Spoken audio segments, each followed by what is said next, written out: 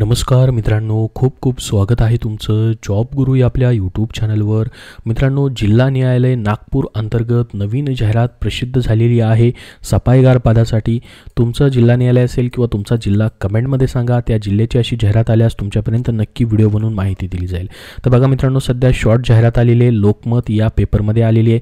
तीच माहिती तुम्हाला देतोय. अजून पहा, वेबसाईट जी आहे या ठिकाणी पहा, डिस्ट्रिक्ट कोर्ट नागपूर, जिल्हा न्यायालय नागपूर यांच्या रिक्रुटमेंट सेक्शनमध्ये अजून जाहिरात आलेली नाही, परंतु ही शॉर्ट नोटिफिकेशन सध्या पेपरमध्ये आलेली आहे. ह्या पेपरमध्ये जे जाहिरात आली त्याच्यामध्ये त्यांनी म्हटलेलं आहे ही जी जाहिरात असणार आहे 24 मार्च 2025च्या सकाळी 11 वाजल्यापासून या ठिकाणी nagpur.districtcourt.gov.in ह्या संकेतस्थळावरती उपलब्ध राहील. म्हणजे ही जी संकेतस्थळ आहे याच्यावरती तुम्हाला ही जाहिरात जी आहे 24 मार्चपासून सकाळी 11 वाजल्यापासून तुम्हाला पाहता येणार आहे. त्या ठिकाणावरून तुम्हाला अर्जाचा नमुना डाउनलोड करता येईल अशी माहिती या शॉर्ट जाहिरातीमध्ये दिलेली आहे. तर बघा काय आहे संपूर्ण जाहिरात आपण पाहूयात. याची लिंक तुम्हाला मी डिस्क्रिप्शन बॉक्समध्ये देतोय, तिथून तुम्ही पाहू शकतात. बघा, याच्या अगोदर देखील एक जाहिरात आलेली होती, ती म्हणजे CMM कोर्ट जी आहे, मुख्य न्यायदंडाधिकारी न्यायालय मुंबई ह्यांची जी जाहिरात आलेली होती. बघा, ही अशा पद्धतीने एक जाहिरात आलेली होती सफाईगार पदासाठी, परंतु ही रद्द करण्यात आलेली आहे. या ठिकाणी बघा त्याचं शुद्धीपत्रक देखील आलेलं आहे. ही जाहिरात लवकरच पुन्हा प्रसिद्ध केली जाईल असं या ठिकाणी म्हटलं आहे. काही काळासाठी रद्द करण्यात आलेली आहे, परंतु आता सध्या या ठिकाणी शॉर्ट जाहिरात आलेली आहे, ती म्हणजे नागपूर जिल्हा न्यायालयासाठी. तर बघा, ह्या पदाचं नाव आहे सफाईगार पद आहे. याची पात्रता काय असणार आहे, निवड कशी होणार आहे, ती संपूर्ण माहिती तुम्हाला मी पुढे सांगणार आहे. तर बघा, ही जाहिरात जी असणार आहे मित्रांनो, यासाठी जिल्हा व सत्र न्यायालय नागपूर यांच्या आस्थापनावरील खालील नमूद केलेल्या पदाकरिता उमेदवारांची निवड आणि प्रत्यक्ष यादी तयार करण्यासाठी ही जाहिरात देण्यात आलेली आहे. ऑफलाईन पद्धतीने तुम्हाला या ठिकाणी अर्ज जे आहेत मागवण्यात येत आहेत. विस्तृत जाहिरात जसं मी तुम्हाला सांगितलं, अर्जाच्या नमुनेसह जिल्हा व सत्र न्यायालय नागपूर यांच्या संकेतस्थळावरती 24 मार्चपासून तुम्हाला पाहायला भेटणार आहे. पदाचं नाव या ठिकाणी सफाईगार असेल. एकूण रिक्त पदं मित्रांनो 6 असणार आहेत. पुढील 2 वर्षात रिक्त होणारी पदं 6 असतील. निवड यादी या ठिकाणी तुमची 12 पदांची असणार आहे आणि प्रत्यक्ष यादी 3 पदांची. तर मोठी जाहिरात आहे. 12 पदं टोटल या ठिकाणी भरली जाणार आहेत. सध्या 6 पदं आणि पुढच्या 2 वर्षामध्ये जी रिक्त पदं होतील त्यासाठी 6 पदं निवड करून ठेवली जातील.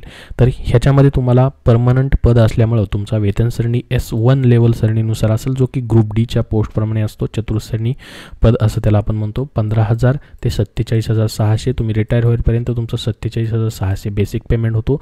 प्लस मध्ये तुम्हाला सर्व भत्ते जे नियमाप्रमाणे आहेत शासकीय भत्ते ते देखील तुम्हाला भेटतील, कारण की या ठिकाणी वेतन श्रेणी तुम्हाला लागू असणार आहे S1, त्यानुसार सर्व तुम्हाला भत्ते वगैरे देखील असणार आहेत. त्यामुळे परमनंट पोस्ट या ठिकाणी असेल.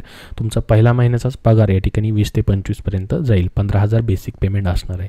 त्यानंतर बघा, म्हटलंय की निरोगी इच्छुक व पात्र उमेदवारांनी त्यांचे अर्ज जाहिरातीच्या खंड क मध्ये नमूद केलेल्या आवश्यक पोस्टल ऑर्डर किंवा डिमांड ड्राफ्ट इत्यादीसह, म्हणजे बघा आता फीस देखील तुम्हाला असू शकते, त्याचा पोस्टल ऑर्डर किंवा डिमांड ड्राफ्ट देखील काढावं लागू शकतो. तर परिशिष्ट नमूदमधील नमुन्यानुसार अर्जानुसार 11 एप्रिल 2025 रोजी सायंकाळी 6 वाजेपर्यंत किंवा त्याआधी पोहोचतील या बेताने खालील पत्त्यावर फक्त शीघ्र टपालाद्वारे म्हणजे स्पीड पोस्टाने पाठवायचे. बघा, जिल्हा व सत्र न्यायालय नागपूर यांच्यामार्फत ही जाहिरात जी आहे सध्या पेपरमध्ये दिलेली आहे.